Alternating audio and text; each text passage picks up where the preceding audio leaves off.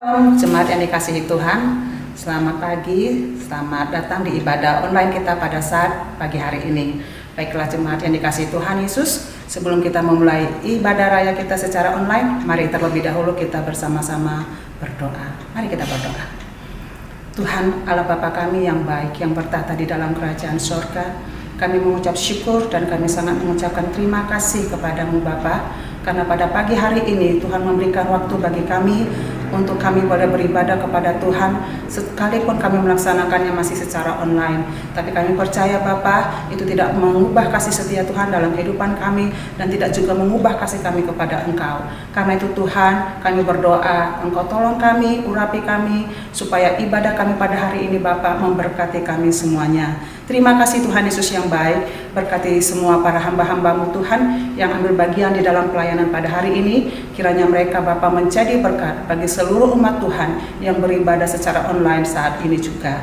Terpujilah namamu Bapa, di dalam nama Tuhan Yesus Kristus kami siap memulai ibadah raya kami pada hari ini. Haleluya, amin.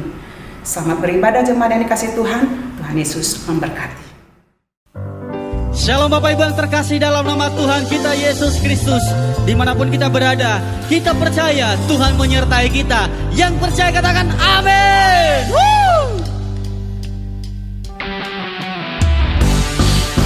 Mari kita sembah Tuhan dengan pujian kita hari ini.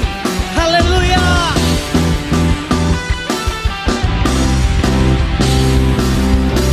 Seindahnya pelangi, secerahnya mentari, namun kau yang terindah, hanya kau yang termegah. Walau badai menghadang dan bumi pun bergoncang, setia menjagaku selamanya. Nyata kasihmu di sepanjang hidupku, dengan darahmu kau tebus dosaku.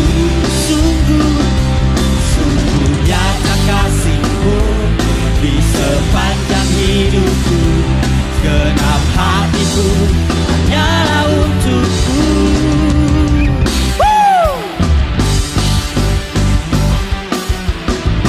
Haleluya. Mari kita puji Tuhan.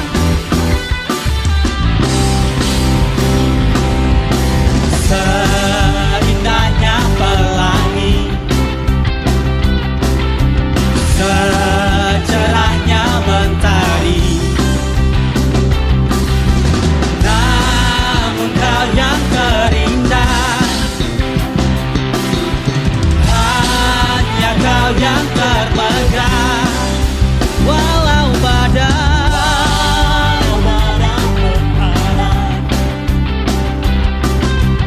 dan bumi pun bergoncang, namun kau telah setia menjagaku selamanya. Sungguh nyata di sepanjang hidupku, dengan darahmu kau tebus dosaku.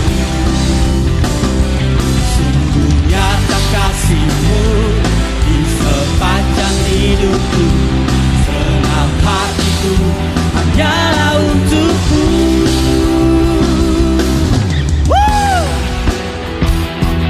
Nyata kasih-Mu Tuhan di sepanjang kehidupan kami. Dengan darah-Mu Kau menebus dosa kami. Mari tepuk tangan buat Tuhan. Haleluya.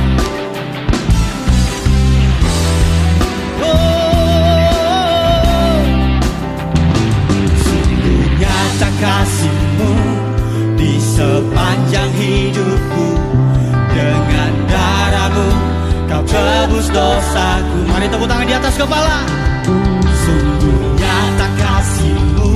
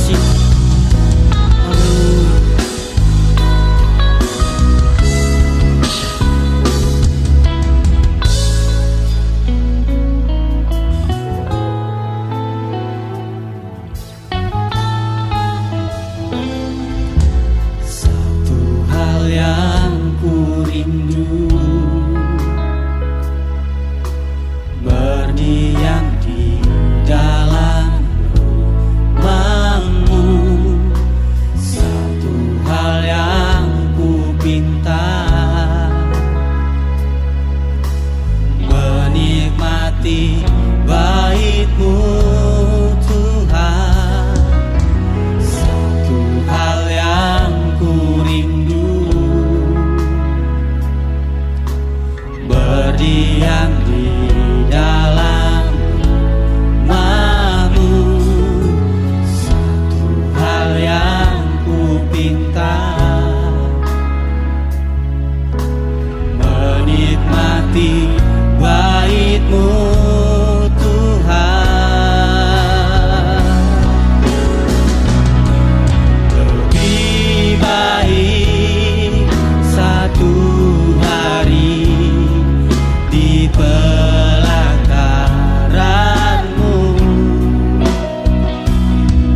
daripada 1000 hari di tempat lain.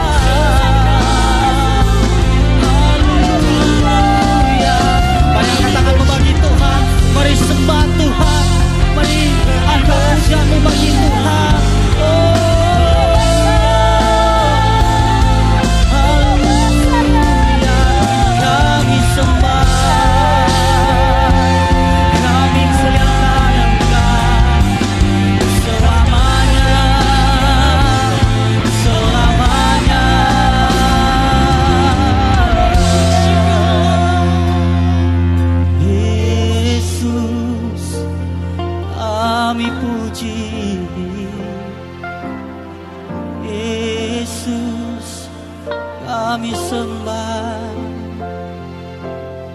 Kami mau lebih lagi Tuhan memuji dan menyembah Engkau Tuhan. Dengan segenap hati kami. Kami mau katakan di hadapan Tuhan. Karena kuasa-Mu Tuhan. Kami mau rasakan kasih-Mu. Dan indahnya kekudusan-Mu Tuhan.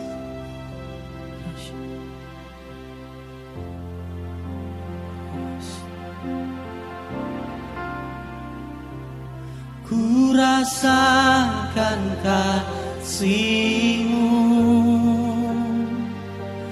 dan indahnya kekudusan-Mu, penuhi dengan kasih-Mu, diam di hadirat-Mu. Mengangkat tanganku dan ku bersyukur menyembah-Mu, penuhi dengan kasih-Mu, diam di hadirat-Mu.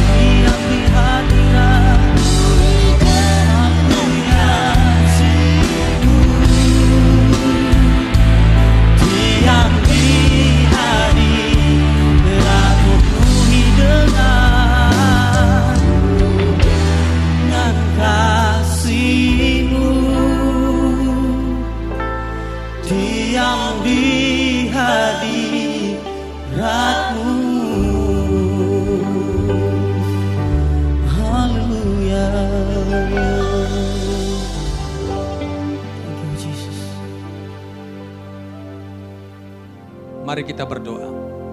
Bapa, kami mengucap syukur untuk ibadah hari ini yang Tuhan telah berkati. Pujian yang boleh dinaikkan menyenangkan hati Tuhan. Sekarang kami akan mendengarkan kebenaran firman-Mu. Berbicaralah Tuhan lewat hamba-Mu. Urapi hamba-Mu dengan pengurapan baru. Sehingga lewat kebenaran firman yang diberitakan, sungguh memberkati kami, menegur kami, mengarahkan kami untuk kami hidup berkenan kepada Tuhan. Pengurapan baru turun atas hamba-Mu yang melayani, dan juga kami yang mendengarkan firman Tuhan, diberkati oleh Tuhan. Dalam nama Tuhan Yesus Kristus, kami bersyukur dan sudah berdoa dan siap mendengarkan firman Tuhan. Haleluya. Amin. Amin. Shalom jemaat GBI Bethel, salam damai sejahtera bagi kita semua. Bagaimana kabarnya? Saya percaya perlindungan Tuhan sempurna bagi Anda dan keluarga. Senang sekali saya bisa menyampaikan firman Tuhan meskipun melalui ibadah online. Semoga firman Tuhan yang saya sampaikan hari ini dapat menjadi berkat bagi kita semua. Sebelum kita mendengarkan firman Tuhan, mari kita berdoa. Bapa, kami mengucap syukur buat anugerah-Mu dalam hidup kami.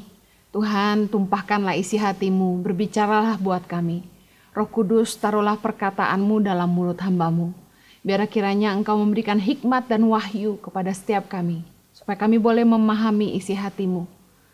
Tolong hamba-Mu Tuhan, karena sungguh tanpa Engkau hamba tidak mampu menyerahkan menit-menit ke depan ke dalam pimpinan Roh Kudus sepenuhnya. Biar firman-Mu yang berbicara buat setiap kami hari ini. Demi nama Yesus kami berdoa. Amen. Hari ini saya akan bicara tentang kerendahan hati, humility. Amsal 18 ayat yang ke-12 berkata, tinggi hati mendahului kehancuran, tetapi kerendahan hati mendahului kehormatan. Kerendahan hati bukan bicara soal penampilan atau apa yang kelihatan, tapi bicara soal sikap hati seseorang. Ada orang yang miskin, tapi bisa lebih sombong daripada orang kaya. Saya pernah dimarahi sama orang yang anaknya kami sekolahkan. Lebih galak mereka daripada kami. Pernahkah Anda bertemu dengan pemilik restoran yang jauh lebih ramah daripada pelayannya? Jadi soal kerendahan hati bukanlah soal apa yang kelihatan, bukan hanya bicara soal penampilan, tapi sikap hati seseorang. Saya ingin share 3 hal tanda kerendahan hati. Ada orang-orang yang mungkin ingin cek dirinya, apakah saya sudah rendah hati atau belum. Orang yang rendah hati yang pertama, tidak merasa lebih dari orang lain. Lukas 18 ayat 9-14, judul perikopnya perumpamaan tentang orang Farisi dengan pemungut cukai. Ayat 9 berkata begini, dan kepada beberapa orang yang menganggap dirinya benar dan memandang rendah semua orang lain, Yesus mengatakan perumpamaan ini. Ada 2 orang pergi ke bait Allah untuk berdoa. Yang seorang adalah Farisi dan yang lain pemungut cukai. Ayat 11, orang Farisi itu berdiri dan berdoa dalam hatinya begini. Ya Allah, aku mengucap syukur kepadamu. Karena aku tidak sama seperti semua orang lain. Bukan perampok, bukan orang lalim, bukan pezinah, dan bukan juga seperti pemungut cukai ini. Aku berpuasa 2 kali seminggu. Aku memberikan 1/10 dari segala penghasilanku. Ayat ke-13, tetapi pemungut cukai itu berdiri jauh-jauh, bahkan ia tidak berani menengadah ke langit, melainkan ia memukul diri dan berkata, ya Allah, kasihanilah aku orang berdosa ini. Aku berkata kepadamu, orang ini pulang ke rumahnya sebagai orang yang dibenarkan Allah dan orang lain itu tidak. Sebab barang siapa meninggikan diri, ia akan direndahkan, dan barang siapa merendahkan diri, ia akan ditinggikan. Yesus sedang mengajar kita lewat firman-Nya bahwa perumpamaan ini ditujukan bagi orang-orang yang menganggap dirinya benar dan memandang rendah semua orang lain. Di sini ada 2 orang yang datang ke bait Allah, orang Farisi dan pemungut cukai. Orang Farisi merasa dirinya lebih benar daripada orang cukai. Dia merasa hidupnya sudah suci, bukan perampok, bukan pezinah. Dan dia merasa bahwa dia sudah berbakti kepada Tuhan, berpuasa 2 kali seminggu, bahkan memberikan perpuluhannya. Tapi orang pemungut cukai ini justru merasa tidak layak di hadapan Tuhan. Dan Yesus berkata, sebab barang siapa meninggikan diri, ia akan direndahkan, dan barang siapa merendahkan diri, ia akan ditinggikan. Salah satu tanda kerendahan hati adalah tidak merasa lebih dari orang lain. Tidak sombong rohani. Salah satu tanda atau ciri dari kesombongan rohani adalah merasa paling suci, paling benar, dan cepat menghakimi orang lain. Kita nggak mungkin nggak menghakimi orang lain kalau kita merasa kita paling benar. Apa yang membuat para pemimpin tidak lagi bersatu. Karena perbedaan pandangan, karena perbedaan pendapat bahwa apa yang mereka yakini adalah paling benar daripada yang lain. Mari kita uji hati kita.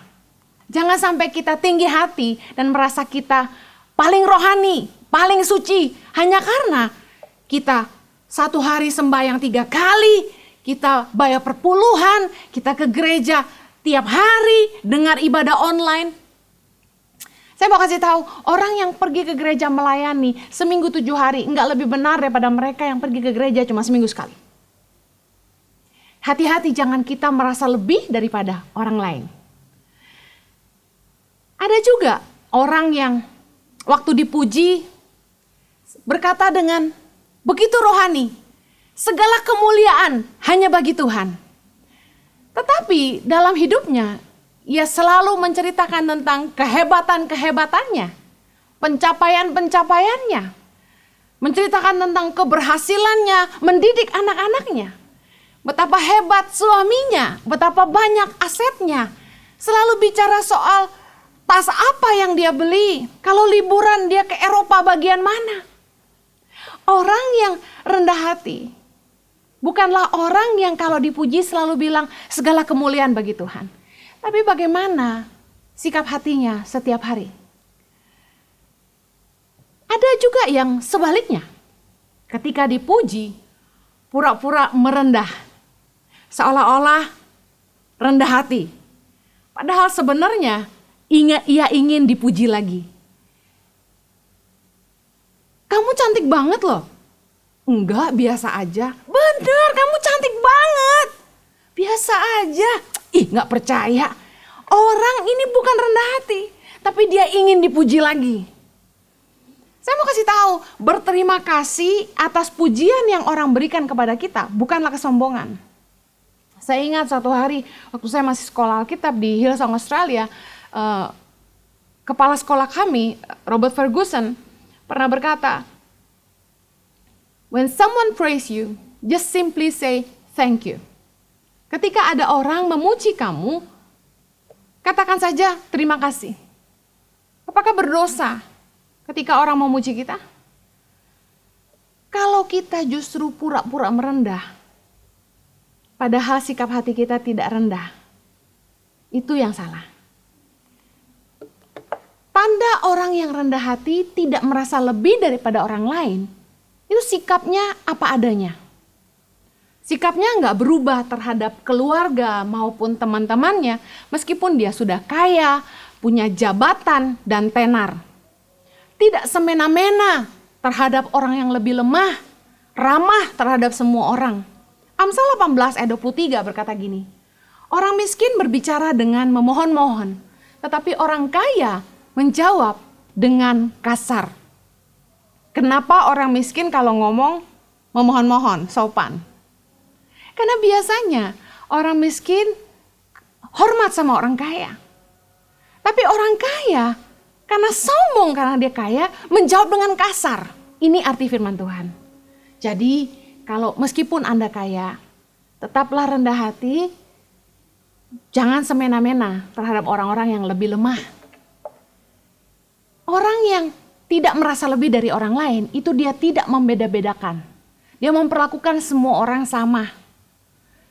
Mau orang miskin, mau orang kaya, mau sahabatnya, mau pembantunya. Orang baik akan tetap baik sama siapa aja. Yakobus 2 ayat 1 bicara soal sebagai orang beriman, kita tidak boleh memandang muka. Tanda kerendahan hati yang kedua adalah mau mendengarkan masukan. Mau ditegur. Yakobus 1 ayat 19 berkata, hai saudara-saudara yang kukasihi, ingatlah hal ini, setiap orang hendaklah cepat untuk mendengar, tetapi lambat untuk berkata-kata dan juga lambat untuk marah.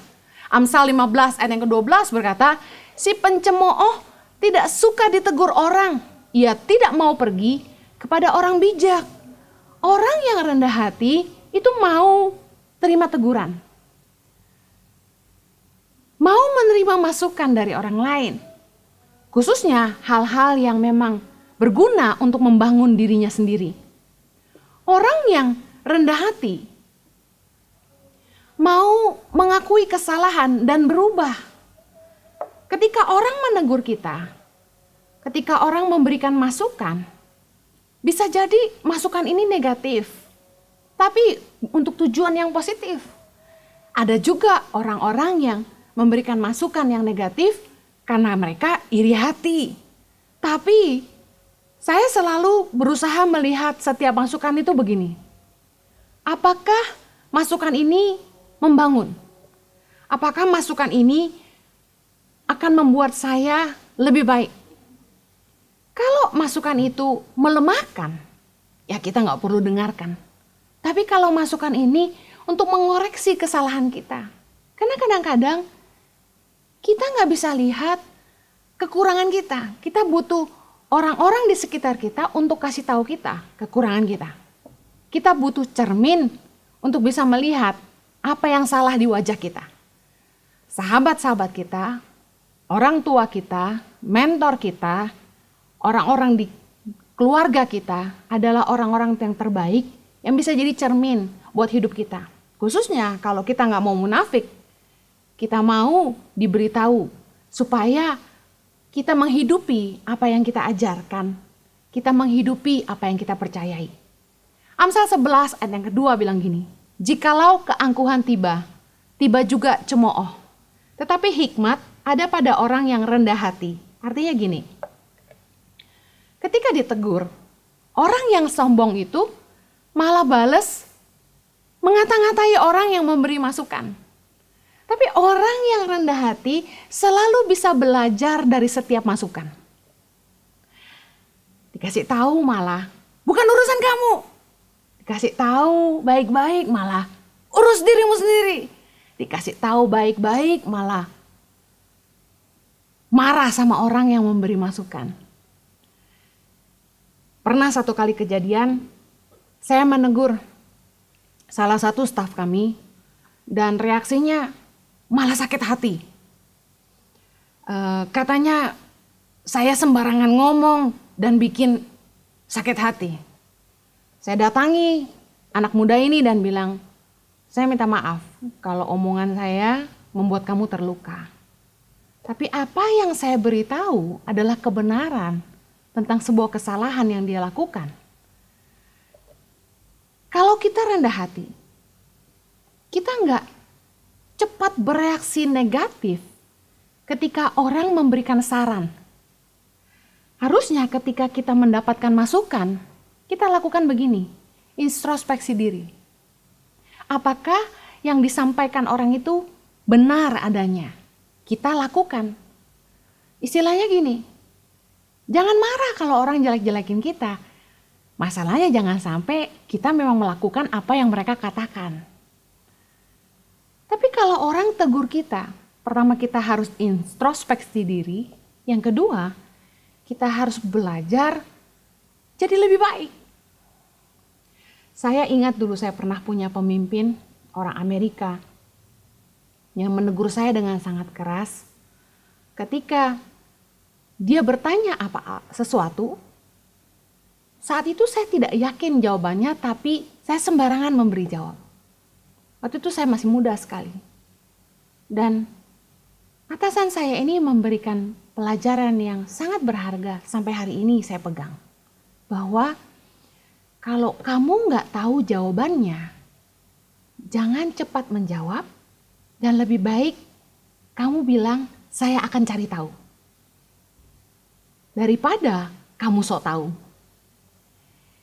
Jangan pernah membuat pernyataan tentang sesuatu yang kamu nggak tahu. Karena itu adalah kebohongan. Sebuah pelajaran berharga. Tapi seringkali kita sakit hati, kita marah ketika kita ditegur. Karena masalahnya ini, namanya teguran. Belum tentu caranya mengenakan. Atasan saya menegur saya dengan cara yang keras. Tapi saya ingat sampai hari ini. Biasanya yang keras-keras itu lebih nancep, saudara. Tanda kerendahan hati. Mau diajar. Mau mendengarkan didikan orang tua. Amsal 1 ayat 8 bilang gini. Hai anakku, dengarkanlah didikan ayahmu dan jangan menyia-nyiakan ajaran ibumu. 1 Petrus 5 ayat 5, demikian jugalah kamu, hai orang-orang muda, tunduklah kepada orang-orang yang tua. Dan kamu semua, rendahkanlah dirimu seorang terhadap yang lain. Sebab Allah menentang orang yang congkak, tetapi mengasihani orang yang rendah hati. Anak muda ketika beranjak dewasa, sekolah tinggi, apalagi sampai ke luar negeri, seringkali ketika pulang ke Indonesia, menemukan bahwa orang tuanya masih pakai gaya old fashion, masih pakai cara-cara kuno dalam berbisnis, dalam berdagang, dan pemikiran orang tua dianggap kuno. Tapi saya mau beritahu gini, orang tua kita yang sudah jauh lebih tua telah membuktikan kesuksesan mereka dengan cara-cara mereka. Hanya karena kita sekolah lebih tinggi, dan jangan lupa mereka yang sekolahin kita, dan kita yang sudah pernah tinggal di luar negeri, jangan sampai kita pulang dengan attitude merendahkan orang tua kita. Karena merekalah yang telah menghantar kita ke tempat di mana kita ada hari ini. Tapi sering kali pada kenyataannya, kita seringkali merasa orang tua kita salah. Pendapat kita yang benar, karena kita tahu cara yang lebih praktis, kita yang lebih ngerti tentang teknologi, kita yang lebih ngerti tentang e-commerce dan lain sebagainya. Tapi saya mau katakan gini, rendah hatilah untuk mendengar masukan orang tuamu, karena pasti ada sesuatu yang baik yang kamu bisa belajar dari situ. Dan sekalipun engkau memiliki pendapatmu yang tentunya akan memberikan kontribusi positif dalam usaha atau bisnis orang tuamu, sampaikanlah dengan cara yang penuh hormat. Orang yang rendah hati itu bisa menguasai diri dan tidak menganggap orang lain bodoh. Karena orang yang sok pintar adalah tanda kesombongan. Roma 12 ayat 16 bilang gini, hendaklah kamu sehati sepikir dalam hidupmu bersama, janganlah kamu memikirkan perkara-perkara yang tinggi, tetapi arahkanlah dirimu kepada perkara-perkara yang sederhana. Janganlah menganggap dirimu pandai. Artinya, jangan sok pinter. Dalam hidup ini kita harus ngerti gini, orang yang lebih punya pengalaman itu wajib didengarkan. Yang kedua, kalaupun kita punya ide, kita punya ilmu terbaru, cara kita menyampaikan jangan sok tahu. Dan saya percaya, kalau kita merasa sok pintar, itu merupakan sebuah kesombongan yang pasti akan membuat kita selalu menolak masukan, menolak kritikan. Tapi saya sarankan, belajarlah menghargai pandangan orang lain, karena semua orang pasti punya kelebihan, semua orang pasti punya sudut pandang yang berbeda, yang kalau kita dengar bisa memperbaiki sudut pandang kita yang cuma melihat dari satu sisi aja. Yang terakhir, tanda kerendahan hati adalah mau bekerja sama. Unity takes humility. Kesatuan membutuhkan kerendahan hati. Filipi 2 ayat yang ketiga. Dengan tidak mencari kepentingan sendiri atau puji-pujian yang sia-sia. Sebaliknya, hendaklah dengan rendah hati yang seorang menganggap yang lain lebih utama daripada dirinya sendiri. Bahkan dalam rumah tangga, suami istri kalau mau bersatu harus belajar menghargai kelebihan tapi juga menerima kekurangan pasangannya. Untuk bersatu membutuhkan kerendahan hati untuk mengakui bahwa saya kurang di sini, pasangan saya punya kelebihan itu. Saya sama Jojo di awal-awal merintis pelayanan kami seringkali clash karena kami berdua betul-betul berbeda, selalu melihat segala sesuatu dari sudut pandang yang berlainan, punya pemikiran sendiri, dan sulit sekali untuk menyatukan pikiran kami, pandangan kami. Dan ketika saya dan Jojo mulai menyadari kekuatan kami masing-masing, kami mulai menempatkan diri kami di posisi di mana kami kuat di situ. Saya kasih contoh. Dibutuhkan kerendahan hati untuk saya mengakui bahwa Jojo punya kekuatan konsistensi. Jojo punya kekuatan membangun hubungan. Jojo punya kekuatan untuk meyakinkan orang. Oleh karena itu, saya memberikan ruang di dalam pelayanan kami di Yayasan Tangan Pengharapan untuk urusan sehari-hari, doa pagi dengan staf, meeting rutin dengan staf setiap hari itu dipimpin oleh Jojo. Nah, kalau Jojo sudah ada di situ, saya nggak ikut-ikut supaya menghindari perselisihan karena beda pandangan. Karena di situ kekuatan Jojo, saya memberikan ruang buat Jojo di situ. Dia konsisten tiap pagi. Meskipun tidurnya subuh, dia tetap bangun pagi untuk doa pagi dan meeting sama staf. Setiap hari. Saya melihat kekuatan Jojo di hubungan. Oleh karena itu, saya mendorong suami saya untuk jadi pemimpin di Impact Community Indonesia. Saya ingat satu hari dulu seorang teman hamba Tuhan pernah bilang sama saya, Henny, kamu tuh panggilannya bukan gembala. Kamu gak bisa jadi gembala. Dan saya akui, saya bukan tipe gembala. Yes, saya seorang mama yang care sama anak-anaknya. Tapi saya orang yang cukup inklusif dalam hubungan. Saya bisa dalam sekali tapi tidak punya teman yang banyak. Sedangkan Jojo temannya banyak dan ramah sekali. Saya punya satu rasa enggan untuk membuka diri terlalu banyak dengan orang banyak. Jadi ketika orang yang saya nggak kenal terlalu agresif mendekati saya mulai bangun tembok. Karena saya orang yang nggak gampang didekati. Hati-hati modelnya. Sebaliknya suami saya mudah sekali dekat dengan siapa aja. Punya teman yang banyak. Saya nggak hafal nama orang, suami saya hafal nama orang. Dan karena dia kuat di hubungan, saya berikan ruang untuk Jojo yang jadi pemimpin untuk menggembalakan Impact Community Indonesia. Saya mendukung saja dari belakang. Untuk bisa bersatu, kita harus menyadari kelemahan kita dan kekuatan orang lain untuk bisa bekerja sama dan mempercayai orang lain untuk melakukan hal yang mereka kuasai dan pastinya mampu mengerjakannya jauh lebih baik dari kita, lebih maksimal dari kita.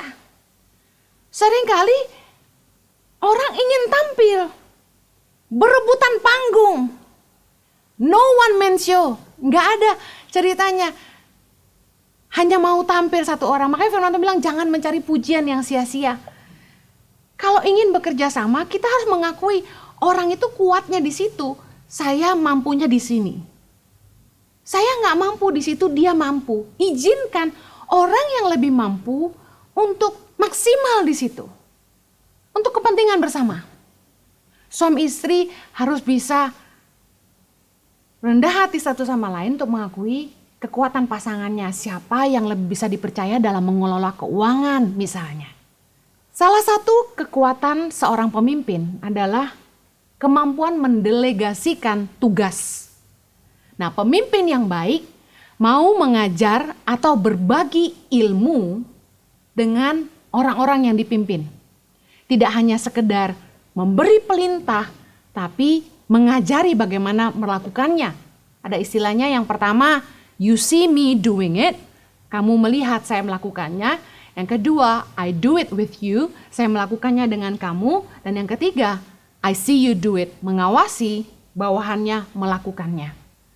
Seorang pemimpin yang baik itu harus mau berbagi ilmu dengan orang-orang yang dipimpin.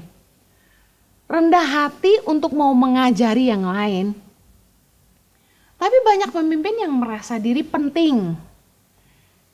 Merasa paling bisa. Dan tidak bisa mempercayai bawahannya. Padahal kekuatan seorang pemimpin adalah mendelegasikan tugas. Seorang pemimpin yang mau one man show, melakukan semuanya sendiri, selalu ingin tampil, akan capek sendiri. Satu hari di sebuah gereja, gembala sidang gereja itu selalu pegang mikrofon. Dari awal puji-pujian sampai akhir puji-pujian, dia selalu memastikan dia suaranya terdengar di mikrofon itu. Dan bukan hanya ikut bernyanyi, dia ikut memimpin pujian. Ketika ditanya alasannya, gembala ini berkata, kalau dia tidak ikut menyembah, hadirat Tuhan tidak ada. Salah satu buku tentang worship yang saya pernah baca berkata, seorang pengkhotbah jangan nyanyi. Sedang seorang penyanyi jangan khotbah. Worship leader jangan khotbah.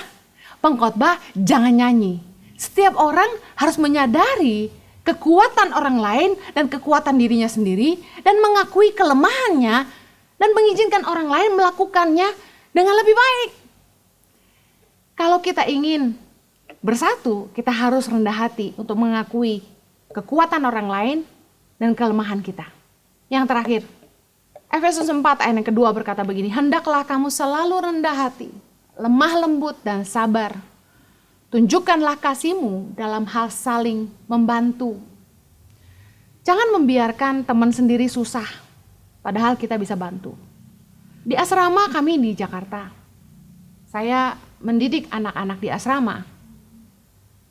Jangan diam saja ketika kamu lihat temanmu kesusahan. Jangan punya attitude, ini bukan kerjaan saya, ini kerjaan dia. Kalau kamu mampu menolong dia, jangan hitung-hitungan, bantu aja.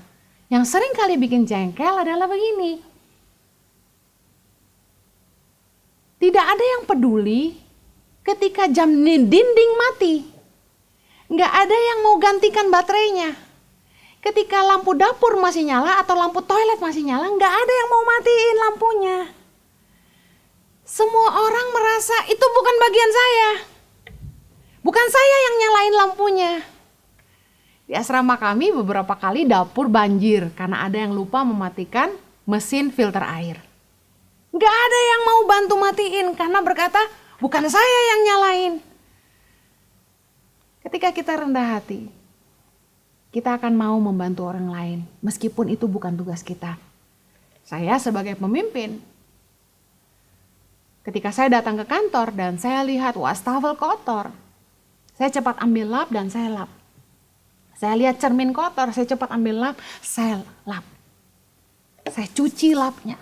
Ketika saya lihat ada tisu di lantai, saya ambil dan saya buang. Apa yang terjadi ketika kita selalu merasa, saya pemimpin.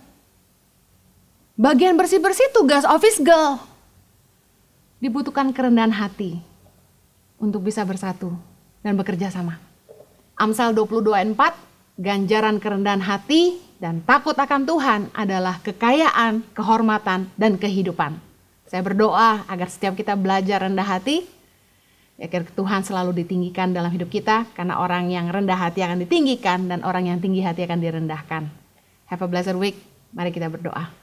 Bapa, terima kasih buat firman-Mu yang menegur kami, mengingatkan kami untuk terus belajar rendah hati, untuk stay humble. Terima kasih Tuhan, biarlah kami tidak merasa lebih daripada orang lain. Kami mau mendengarkan masukan dan mau belajar bekerja sama dengan orang lain. Tolong kami supaya jangan sampai kami direndahkan. Nah, firman-Mu yang berkata, orang yang tinggi hati akan direndahkan, orang yang rendah hati akan ditinggikan. Kami mau belajar terus rendah hati Tuhan, seperti Tuhan Yesus sendiri. Berkati umat-Mu, berdoa agar kasih karunia Tuhan memampukan setiap kami. Demi nama Yesus kami berdoa. Amen.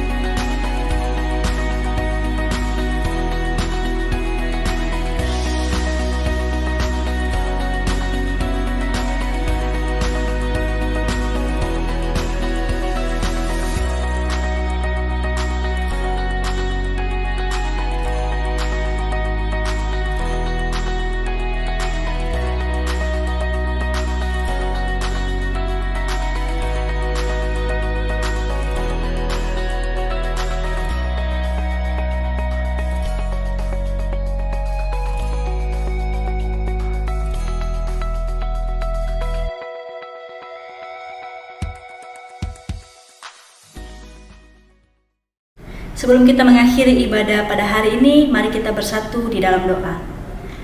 Tuhan Allah Bapa kami mengucap syukur kepada Tuhan buat hari ini di mana kami boleh memuji, menyembah Engkau, bahkan mendengarkan kebenaran firman-Mu. Biarlah kiranya Engkau berkati setiap kami supaya kami terus menjadi pelaku-pelaku kebenaran firman-Mu. Berkati juga hamba-hamba-Mu yang telah melayani kami hari ini Tuhan. Biarlah kiranya Engkau urapi mereka lebih dan lebih lagi sehingga nama Tuhan terus dipermuliakan lewat kehidupan mereka. Bahkan berkati juga hamba-Mu yang telah menyampaikan kebenaran firman-Mu. Biarlah Engkau tambah-tambahkan berkat, hikmat dan juga marifat-Mu kepada hamba-Mu supaya hamba-Mu terus menyuarakan suara-Mu Tuhan bagi umat-Mu. Terima kasih Bapa, terima kasih, kami bersyukur buat semua kasih karunia yang Engkau limpahkan bagi kami. Saat ini juga Tuhan kami berdoa buat pemimpin-pemimpin gereja kami. Kiranya Tuhan terus pakai mereka untuk menjadi saluran berkat-Mu dimanapun Tuhan tempatkan, biar nama Tuhan saja yang dipermuliakan. Berkati juga Tuhan seluruh umat-Mu, khususnya jemaat GBI Kedoya dimanapun mereka sekarang ini berada. Biarlah kiranya Tuhan juga yang selalu lindungi sertai dimanapun berada Tuhan. Bahkan di tengah-tengah pandemi saat ini biarlah Tuhan yang terus melimpahkan mereka kesehatan yang baik supaya setiap hari mereka boleh beraktivitas, boleh melakukan segala apa yang seharusnya mereka kerjakan. Terima kasih Tuhan, terima kasih Bapa. Teringat juga kami Tuhan untuk bangsa dan negara kami. Kiranya bangsa ini tetap dalam perlindungan Tuhan, tetap berada dalam kasih Tuhan supaya bangsa kami tetap aman, tetap terjaga. Bahkan di tengah-tengah pandemi saat ini kami percaya bahwa hanya penyertaan Tuhan saja yang sempurna untuk bangsa kami. Berkati pemerintahan kami supaya pemerintahan kami juga boleh mengambil setiap keputusan-keputusan yang baik atas bangsa ini. Terima kasih Tuhan. Berdoa juga buat gereja-gereja Tuhan yang lain di mana-mana pun berada. Kiranya gereja-gereja Tuhan terus menjadi berkat, bahkan menjadi kesaksian bagi banyak orang. Terima kasih Tuhan, terima kasih. Kami serahkan ibadah kami hari ini ke dalam tangan Tuhan, dan biarlah kehidupan kami semakin hari semakin berkat juga bagi banyak orang. Terima kasih Tuhan, terima kasih. Kami serahkan doa kami ini hanya di dalam nama Yesus kami berdoa dan mengucap syukur. Haleluya. Amin. Teman-teman, mari kita akhiri dengan doa berkat. Angkat tanganmu, angkat hatimu, dan terimalah berkat Tuhan. Biar berkat daripada Allah Bapa, kasih daripada Tuhan Yesus Kristus, persekutuan dan penghiburan dari Roh yang Kudus biar itu tinggal di dalam hidup saudara dan saya, sehingga kita boleh menjadi murid-murid Tuhan, mewarnai dunia ini dengan warna ilahi. Biar berkat ini turun atas kita semua, mulai dari saat ini bahkan sampai selama-lamanya. Yang percaya bersama-sama kita katakan, amin. Tuhan memberkati. Salam sehati.